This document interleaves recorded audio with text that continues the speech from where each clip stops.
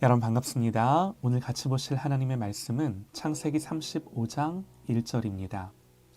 하나님이 야곱에게 이르시되 일어나 베델로 올라가서 거기 거주하며 내가 내 형 에서의 낯을 피하여 도망하던 때에 내게 나타났던 하나님께 거기서 제단을 쌓으라 하신지라. 아멘. 영적 고지 회복이라는 제목으로 하나님의 말씀 듣겠습니다. 야곱은 숲곳에 머물고 있으면서 다시 한번 위기를 맞습니다. 그의 딸 디나가 그 땅의 추장 세겜에게 사고를 당하고 또 그 일로 말미암아 그의 오빠들이 할례를 빌미로 그 땅의 모든 남자들을 몰살합니다. 야곱은 또다시 죽음에 대한 두려움을 느끼며 지금까지 애써 모아온 많은 재산들, 가축들, 가정이 다시금 한순간에 멸망할 위기에 처하게 된 거죠. 지금 디나의 오빠들이 죽인 이 세겜은요, 사람 이름이기도 하면서 그 땅의 이름이기도 한데요. 이와 같은 사실을 통해 알 수 있는 게 뭔가, 세겜은요, 나름 왕자의 신분을 갖고 있던 사람이었습니다. 그런데 이 야곱의 가족들의 손에 의해 죽은 거예요. 그랬으니 이 희위족 속의 보복은 거의 확실한 거죠. 지금의 이러한 위기는 명백한 이유가 있는 위기였습니다. 여러분, 야곱은요, 하나님의 은혜를 아는 자였어요. 삼촌 라반의 집에서 자기를 지키셔서 다시 고향으로 돌아오게 하셨고, 브니엘에서 에서를 만날 때도 하나님이 도우셨고, 특별히 더 이상 야곱이 아닌 이스라엘로 살아가야 할 그 은혜를, 사명을 주셨어요. 그럼에도 자신의 삶 속에 세상의 것들이 들어오는 것을 허용하다 그 모든 방향을 잊은 거죠. 여러분, 은혜를 받았다는 것으로 끝이 아닙니다.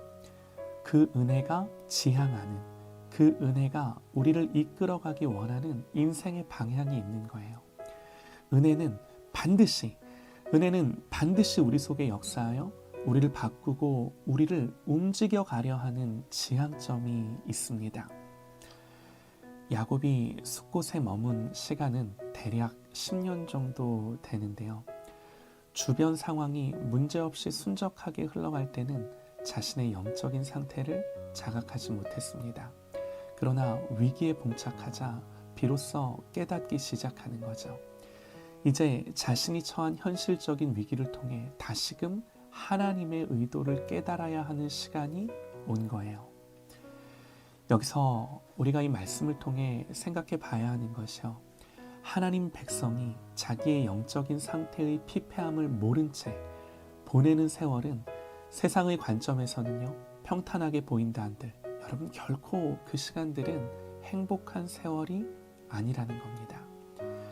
우리가 야곱을 보면서 알 수 있는 사실이 뭔가요? 하나님의 자녀들은 세상에서 열심히 노력하고, 그래서 모든 일이 평탄하고 잘 되는 것처럼 보이다가도 한순간 이 영적인 문제로, 하나님과의 관계의 문제로 위기에 처하게 되는 것입니다. 우리가 하나님 앞에 두려워하고 겸비해야 할 이유인 거죠. 여러분, 하나님은요, 구원받은 당신의 자녀들을 그냥 그렇게 세상에서 살아가도록 결코 내버려 두지 않으십니다.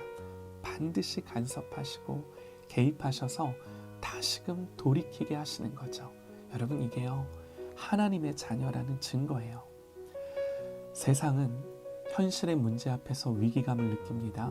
그러나 그리스도인은 현실의 문제만 보는 것이 아니라 그 현실 문제 너머에 있는 한 걸음 더 나아가 그 현실 문제 너머에서의 영적인 문제를 봐야만 하는 거죠.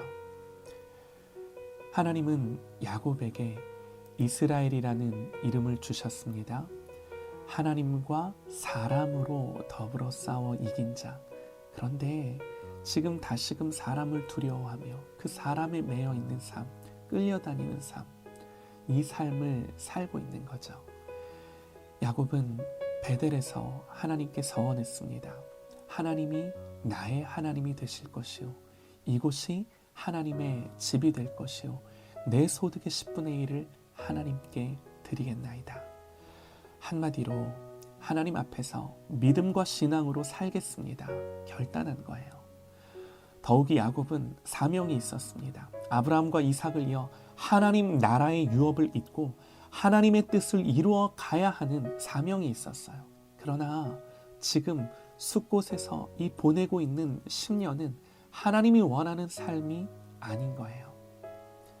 자기를 위하여, 그저 자기를 위하여 집을 짓고 축사도 짓고 땅도 사고 그 땅의 사람들과 매매하며 교류하며 심지어는 결혼하며 섞여 살며 신앙을 잃어버린 것은 하나님이 기뻐하는 삶이 아니었던 거죠. 이때 하나님 오늘 말씀을 통해 말씀하십니다. 하나님이 야곱에게 이르시되 일어나 베델로 올라가서 거기 거주하며 내가 내 형 에서의 낯을 피하여 도망하던 때에 내게 나타났던 하나님께 거기서 제단을 쌓으라 하신지라. 여러분 어디로 가라고요? 베델로 가라고요. 베델로 가라고요. 여러분 베델이 어디인가요? 야곱이 형을 피해 도망하다 지쳐 잠들었을 때 꿈을 꾸며 하늘에서부터 내려진 사다리를 보고 하나님의 사자들이 왕래하는 것을 보았던 그곳. 하나님 그때 말씀하셨어요. 내가 너와 함께 있어 내가 어디로 가든지 너를 지키며 너를 이끌어 이 땅으로 돌아오게 할지라. 내가 내게 허락한 것을 다 이루기까지 너를 떠나지 아니하리라. 한마디로 야, 네 인생 네가 가는 거 아니야. 내가 할 거야. 내가 주인이야. 하나님이 하시겠다라고 말씀하시는 거예요. 그러므로 온전히 나를 의지하고 나를 신뢰하고 나만 믿으라는 거예요. 하나님께 전적으로 의탁하라는 거예요. 그래서 그때 야곱이 했던 말이 뭔가요? 야곱이 잠이 깨어 이르되 여호와께서 과연 여기 계시거늘 내가 알지 못하였도다. 하나님 나와 함께 하시는데 내가 그 하나님을 깨닫지 못했구나. 하나님 발견하지 못했구나. 그러면서 하나님을 고백하는 거죠. 그 이후로도 삼촌의 집에서 20년을 살면서 야곱은 경험했습니다. 하나님이 지키시고 먹이시는 것을, 또 가정도 이루게 하시고 또 그 가정을 만지시며 그 가정을 회복해 나가시는 것도 야곱이 경험했습니다.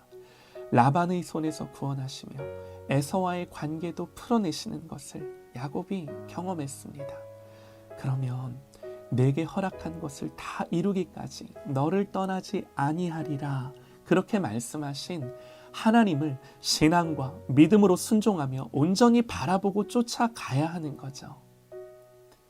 그러나 멈췄습니다. 그래서 하나님 그 땅에 머물지 못하도록 위기를 허락하시고 오늘 말씀에서 다시금 베델, 하나님을 새롭게 인식했던 곳, 깨달았던 곳, 하나님을 처음 만나고 경험했던 곳, 그러면서 그 하나님을 향하여 서원하며 하나님 앞에 결단했던 곳, 그 자리로 돌아가라. 하나님 야곱에게 말씀하시는 거죠. 사랑하는 여러분, 이게 하나님 백성이 사는 길이에요. 사실요, 디나의 사건으로 아픔을 겪고 세겜의 남자들을 몰살함으로 야곱의 가정 또한 그 땅의 거민들에 의해 죽임을 당했어도 하나 이상할 것 없는 사건이었습니다. 그럼에도 하나님은 또다시 은혜를 베푸셔서 야곱에게 나아가야 할 방향을 가르쳐 주시고 야곱을 이끌어가고 계신 거예요. 야곱을 놓지 않고 계신 거예요. 하나님 오늘 저와 여러분에게도 말씀하십니다. 베델로 올라가서 거기 거주하며 내가 내 형 에서의 낯을 피하여 도망하던 때에 내게 나타났던 하나님께 거기서 제단을 쌓으라. 거기서 예배해라. 예배해라. 사랑하는 여러분, 우리가 올라가야 할 거기가 어디인가요? 거기가 있으신가요?